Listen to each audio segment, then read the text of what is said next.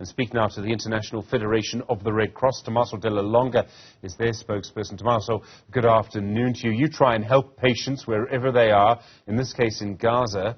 What's the situation that you're seeing there for patients in that enclave?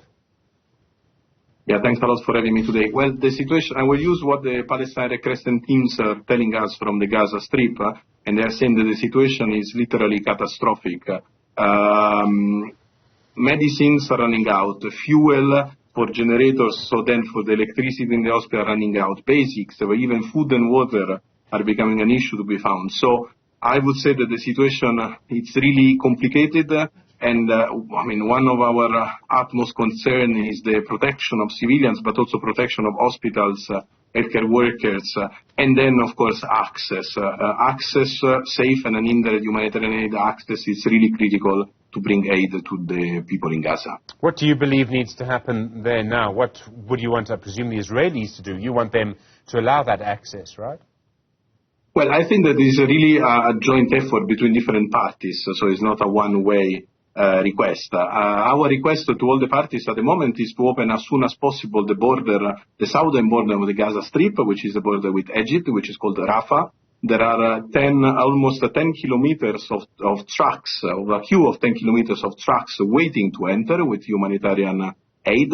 So we need this humanitarian aid to enter as soon as possible. And of course, remember to all the parties that civilians and healthcare workers must be protected. Are you worried that actually the situation might get worse? I mean, if this aid doesn't come in, people must surely be without water, without food. We've got, I think it's 50,000 pregnant women with no medical care at all. We are deeply worried, deeply concerned.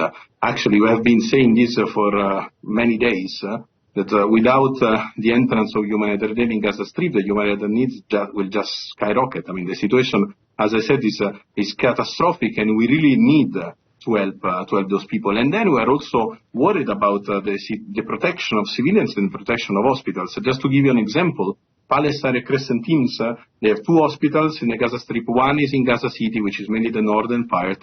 They have asked to evacuate 3 times, and for 3 times they said no. They refused to leave because they have patients there, they have baby incubators, they have ICU units, they have people who need oxygen. Of course, they have no means, no logistics to evacuate those people. And they said, we cannot leave behind our patients. So again, hospitals must be respected.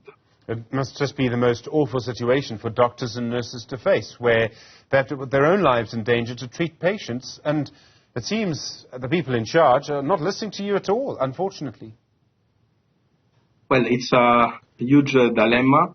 It's between, I was talking with some of our colleagues of Palestine Red Crescent, and of course they have all I really think that they show their great commitment to humanity, not to leave behind patients. But the dilemma here is leave behind patients, leaving them alone, so most probably leaving them to die, or protect themselves and leave. And I think that they show an example to the entire world, that when there is vulnerability, where there are fragilities, doctors, nurses, volunteers are staying with those people.